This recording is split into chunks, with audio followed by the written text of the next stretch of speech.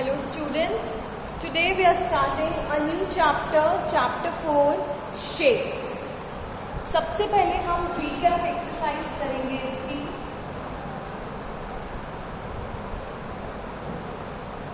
कुछ रिवाइज कर लेते हैं जो आपने सेकेंड क्लास में पढ़ा हुआ है. For example, which shape is this? This is rectangle. This is rectangle. जिसकी दोनों आमने सामने वाली साइड्स क्या होती है? इक्वल होती है. This side is equal to this side and this side is equal to this side. और इसमें कितने कॉर्नर्स है? कितने कॉर्नर्स है? 1, 2, 3, 4.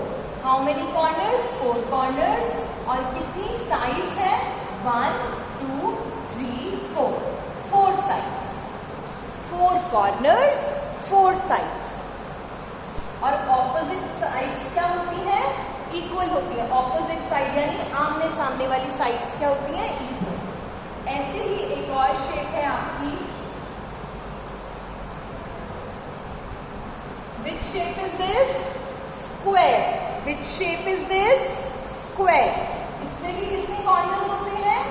4 corners and all the sides are equal. All the sides are equal. Again, this is for rectangle. ये था हमारा rectangle का. ये है हमारा square का. Square में भी कितने corners? 4 corners. और कितनी sides? 4 sides. And all the sides are equal. Square में all the sides are equal और rectangle में opposite sides are equal. Next shape है आपकी ट्राइंगल. ट्राइंगल. नेक्स्ट शेप कौन सी है आपकी? ट्राइंगल. ट्राइंगल में कितने कॉर्नर्स होते हैं? 3 कॉर्नर्स. और कितनी साइड्स होती हैं? 3 साइड्स. देखो 1, 2, 3. How many corners? 3 कॉर्नर्स. यहां पे मैं ट्राइंगल का लिख रही हूं. ट्राइंगल. कितने कॉर्नर्स है? 3. और साइड्स कितनी है? 3. देखो 1, 2, 3. 3 कॉर्नर्स, 3 साइड्स. फिर बात करते हैं सर्कल की. सर्कल. सर्कल में कितने कॉर्नर्स होते हैं? सर्कल में कोई कॉर्नर नहीं होता और कोई साइड नहीं होती. सर्कल कॉर्नर कितने होते हैं? 0. और साइड भी कितनी होती है? 0. दिख रहा है आपको? कहीं कॉर्नर दिख रहा है? नहीं दिख रहा ना. और साइड्स भी नहीं है क्योंकि सर्कल में क्या होती है? सर्कमफेरेंस होती है. आपने पढ़ा होगा सर्कल में क्या होती है? सर्कमफेरेंस. फिर एक लास्ट शेप ओवल. ओवल. ये कौन सी शेप है? ओवल. अगेन ओवल में भी क्या होता है? कॉर्नर्स कितने होते हैं? 0. और साइड्स भी 0. रेक्टेंगल में 4 corners, 4 sides. Opposite sides are equal. Square में 4 corners, 4 sides. All sides are equal. Triangle में 3 कॉर्नर्स, 3 साइड. सर्कल में 0 कॉर्नर, 0 साइड. और ओवल में भी 0 कॉर्नर, 0 साइड. तो ये आपकी कुछ शेप्स थी जो आप ऑलरेडी पढ़कर आए थे. हमने सिर्फ इनको रिवाइज किया है आज. ऐसे ही आपसे एक क्वेश्चन पूछ रहा है कि बताओ जो रिमोट कंट्रोल होता है, हमारे घर में जो रिमोट होता है उसकी क्या शेप होती है? फिर बॉटम ऑफ द बोल. बॉटम ऑफ अ बोल. बोल मतलब कटोरी. ये जो बोल है इसका मतलब क्या है? कटोरी. फेस ऑफ अ सन. सन का फेस किस शेप का होता है? A set square of geometry box. Geometry box का जो सेट स्क्वायर होता है वो कौन सी शेप का होता है? कौन सी शेप? चलो, रिमोट जो हमारा घर में रिमोट होता है वो रिमोट कौन सी शेप का होता है? हमारे घर में ऐसे रिमोट होता है ना, ऐसे ऐसे. इसमें कुछ बटन्स होते हैं. ये कौन सी शेप होती है? रेक्टेंगल. ये कौन सी शेप होती है? रेक्टेंगल. बॉटम ऑफ अ बोल, बोल मतलब कटोरी, कटोरी का जो बॉटम होता है, कटोरी का जो बॉटम होता है वो कौन सी शेप का होता है, कौन सी शेप का होता है, सर्कल, कौन सी शेप का, सर्कल। ऐसे ही फेस ऑफ द सन, जो सन है उसका शेप क्या है, सर्कल, उसका भी शेप क्या है, सर्कल। जो हमारे पास जो ज्योमेट्री बॉक्स होता है उसमें एक सेट ऑफ स्क्वायर होता है, उस सेट ऐसे इस टाइप का कुछ, उसकी शेप क्या होती है, ट्राइंगल होती है, उसकी शेप क्या होती है, ट्राइंगल। तो ये है आपकी एक्सरसाइज, रिकैप एक्सरसाइज।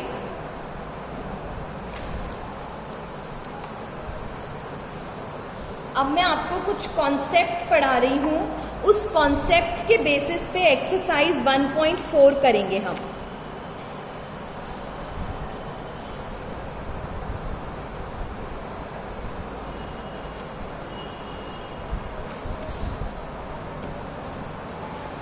पॉइंट, ये जितने भी कॉन्सेप्ट मैं पढ़ा रही हूं एग्जाम में इनकी डेफिनेशंस आ सकती हैं, क्योंकि शेप जो चैप्टर है उसमें ज्यादा क्वेश्चन डेफिनेशन के ही बनते हैं, कॉन्सेप्ट के बनते हैं, ठीक है। तो पॉइंट क्या है, point can be made by the tip of your pencil. A point is so small that it has to be drawn very carefully, it shows a definite position. ये क्या है, एक पॉइंट, ये क्या है, एक पॉइंट, और ये क्या शो करता है, it shows a definite position।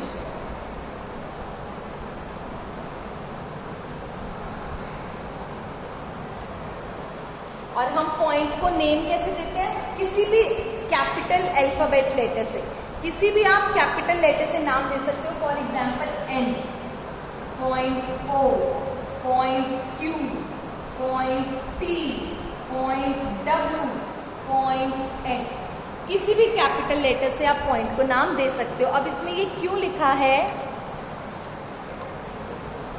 That it shows a definite position, क्यों लिखा है ये, क्योंकि जो पॉइंट है वो हमें एक एग्जैक्ट पोजीशन बताता है। क्या बताता है, एग्जैक्ट पोजीशन बताता है, इसीलिए यहाँ पे लिखा है it shows a definite position. For example ये एक स्क्वायर है, यहाँ पे मैं एक पॉइंट बना रही हूँ, तो ये इस पॉइंट की एग्जैक्ट पोजीशन है कि ये पॉइंट यहां पर है, एक पोजीशन शो कर रहा है ना वो। फिर आपका नेक्स्ट कॉन्सेप्ट है, पॉइंट के आगे लिख रही हूं मैं, point B, it shows a definite position. ये सब कुछ एग्जाम में आ सकता है, क्योंकि इस चैप्टर में से थ्योरेटिकल क्वेश्चन ज्यादा बनते हैं बजाय प्रैक्टिकल के। Straight line, line, first concept था हमारा पॉइंट, सेकंड कॉन्सेप्ट है स्ट्रेट लाइन।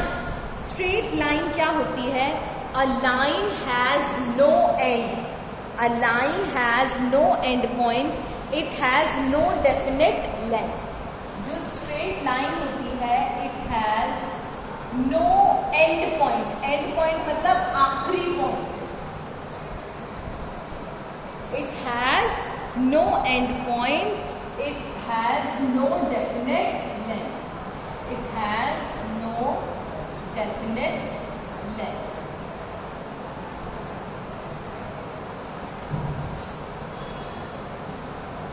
For example, मैं एक लाइन बना रही हूं और मैं इसके आगे ऐसे एरो लगा रही हूं। इस एरो का मतलब है कि ये लाइन अभी भी आगे बढ़ रही है, अभी इसका स्टॉप नहीं हुआ है, यहाँ से भी आगे बढ़ रही है और यहाँ से भी आगे बढ़ रही है। ये जो लाइन मैंने बनाई है ये यहाँ से भी आगे बढ़ रही है और यहाँ से भी आगे बढ़ रही है, इसका कोई एंड पॉइंट नहीं है, एक्स वाई। तो मैं इस लाइन को अब रिप्रेजेंट कैसे करूंगी, स्ट्रेट लाइन को मैं कैसे लिखूंगी, एक्स वाई स्ट्रेट।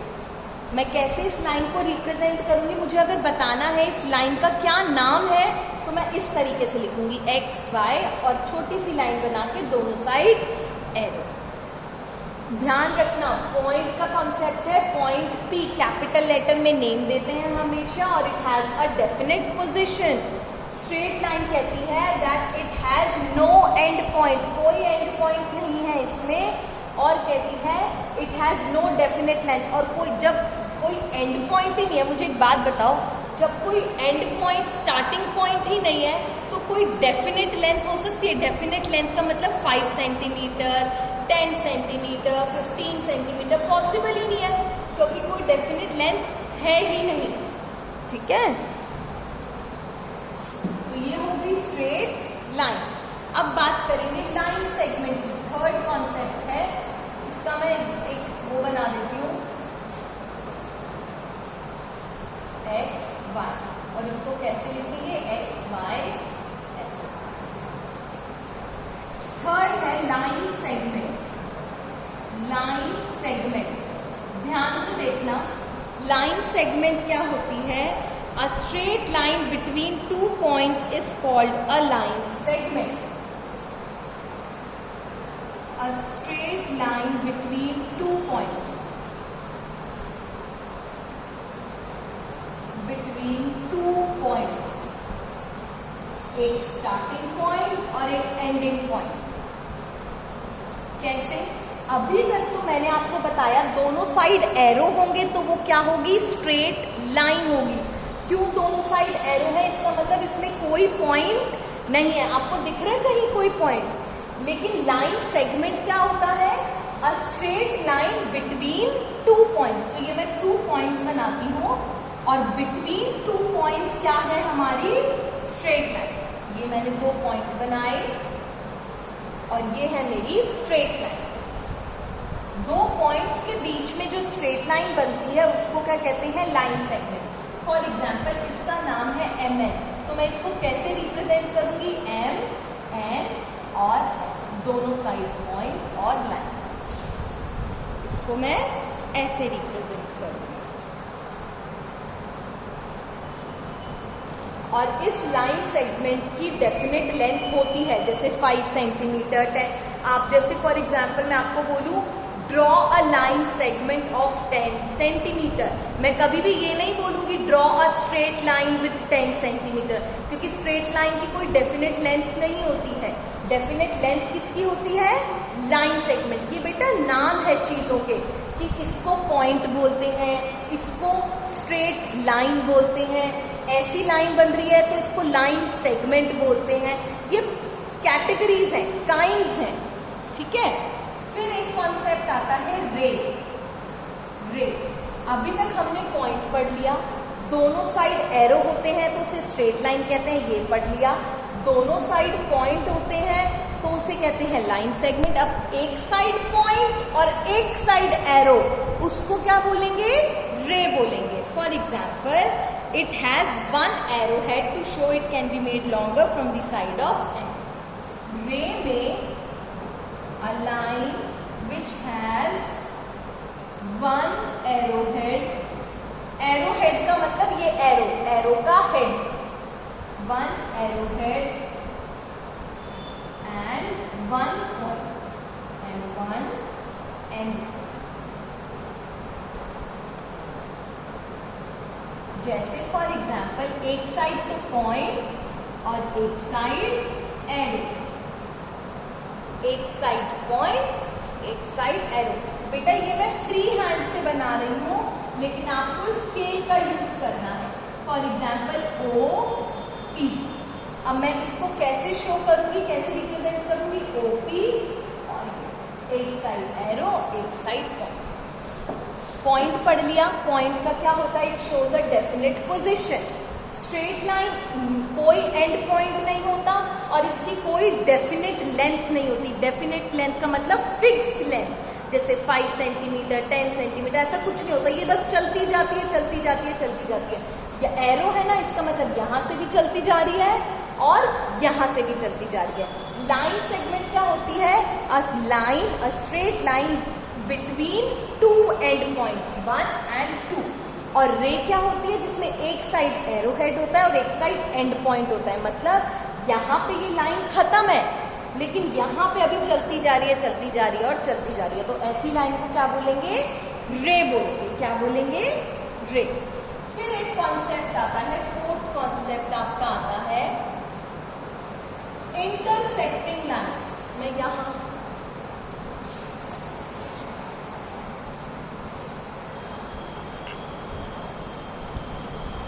आपका मैं ऊपर लिख देती हूँ। आपका एक कॉन्सेप्ट आता है, फिफ्थ कॉन्सेप्ट आपका आता है इंटरसेक्टिंग लाइंस। लाइंस है, देखो क्या बोला है? लाइन। लाइन सेगमेंट नहीं बोला। लाइन लिखा है तो मतलब सिंपल लाइन, स्ट्रेट लाइन। अगर लाइन सेगमेंट लिखा है तो 2 पॉइंट बनाओगे आप। इस स्ट्रेट लाइन को कभी कभी हम लाइन भी बोल देते हैं, कंफ्यूज मत होना। स्ट्रेट लाइन को हम कभी कभी सिर्फ लाइन भी बोल देते हैं, कहीं आप लाइन को लाइन सेगमेंट समझ लो। No, straight line is line. तो इंटरसेक्टिंग लाइन, तो 2 लाइन्स यानी 2 स्ट्रेट लाइन जब एक दूसरे को मीट करती है एक पॉइंट पे, ये क्या बनाई है मैंने? लाइन बनाई है, या फिर कह दो स्ट्रेट लाइन बनाई है। ध्यान रखना, कंफ्यूज नहीं होना। स्ट्रेट लाइन को हम सिंपल लाइन भी कहते हैं। तो ऐसी 2 लाइन जो एक दूसरे को एक जगह पे मीट कर रही हैं, कट कर रही हैं, उसे बोलेंगे इंटरसेक्टिंग लाइन। फॉर एग्जाम्पल ये है XY लाइन और ये है MN लाइन, और ये कहाँ पे मीट कर रहे हैं? O पॉइंट पे, और उस पॉइंट को हम क्या बोलेंगे? Intersecting point. ये जो 2 लाइन है इनको तो बोलेंगे इंटरसेक्टिंग लाइन, और जिस पॉइंट पे मीट कर रही है, जहां ये कट हो रही है लाइन, उस पॉइंट को हम बोलेंगे इंटरसेक्टिंग पॉइंट। क्या बोलेंगे? इंटरसेक्टिंग पॉइंट, या फिर पॉइंट ऑफ इंटरसेक्शन। इस पॉइंट को क्या बोलेंगे? Point of intersection. Point of intersection. तो अभी तक हमने क्या पढ़ा? पॉइंट पढ़ा। पॉइंट के बाद स्ट्रेट लाइन, या फिर इसको लाइन भी कहते हैं, जिसका कोई एंड पॉइंट नहीं होता और कोई डेफिनेट लेंथ नहीं होती। यहाँ से भी चलती जा रही है और यहाँ से भी चलती जा रही है, दोनों साइड एरो दिखाएंगे और ऐसे रिप्रेजेंट करेंगे। लाइन सेगमेंट 2 पॉइंट के बीच में, एक स्टार्टिंग पॉइंट, एक एंड पॉइंट, उनके बीच में लाइन होती है तो उसको कहते हैं लाइन सेगमेंट। इसको हम कैसे रिप्रेजेंट करते हैं? ऐसे। फिर हमने रे पढ़ा, जिसमें एक तो एंड पॉइंट तो होता है, लेकिन अब ये कहाँ चलती जा रही है? एक पॉइंट होता है स्टार्टिंग पॉइंट, और ये अब कहाँ चलती जा रही है हमें नहीं पता। एक साइड पॉइंट, एक साइड एरो, इसको क्या बोलेंगे? रे बोलेंगे। Intersecting lines. Intersecting lines, lines मतलब यही वाली लाइन, स्ट्रेट लाइन को भी लाइन बोलते हैं। तो ऐसी 2 लाइंस जो एक दूसरे को किसी पॉइंट पे कट करे, तो उस पॉइंट को तो बोलेंगे पॉइंट ऑफ इंटरसेक्शन या इंटरसेक्टिंग पॉइंट, और उन लाइंस को क्या बोलेंगे? Intersecting lines. एक लास्ट कॉन्सेप्ट है आपका, यही मैं बता देती हूँ, 6th है कर्व्ड लाइंस। कर्व्ड लाइंस बहुत इजी है। कर्व्ड लाइंस, कर्व्ड लाइंस क्या होती है? जिगजैग। ये सब क्या है? Curved lines. क्या है ये? Curved lines. This is also curved. कोई भी जो लाइन स्ट्रेट नहीं होती उसको हम क्या बोलते हैं? Curved lines. ठीक है, तो आज हमने क्या क्या पढ़ लिया? पॉइंट के बारे में पढ़ा, स्ट्रेट लाइन के बारे में पढ़ा, स्ट्रेट लाइन को ही लाइन बोलते हैं, लाइन सेगमेंट के बारे में पढ़ा, रे के बारे में पढ़ा, इंटरसेक्टिंग लाइंस के बारे में पढ़ा और कर्व्ड लाइंस के बारे में पढ़ा। अब आपका आज का होमवर्क है कि आपको ये जितने भी कॉन्सेप्ट मैंने अभी पढ़ाए हैं इनको लर्न करना है, अच्छे से पढ़ना है, क्योंकि जब आपको ये लर्न हो जाएंगे तभी हम एक्सरसाइज 4.1 को कर पाएंगे। अगर आपको ये कॉन्सेप्ट नहीं आएंगे तो हम एक्सरसाइज 4.1 नहीं कर पाएंगे। तो आज का आपका होमवर्क है, मैं ये सब आपको कॉपी में लिख के भेज रही हूँ, आपको इसको लर्न करना है और रिकैप एक्सरसाइज भी देखनी है जिसमें मैंने कुछ शेप्स पढ़ाई है। ठीक है, थैंक यू।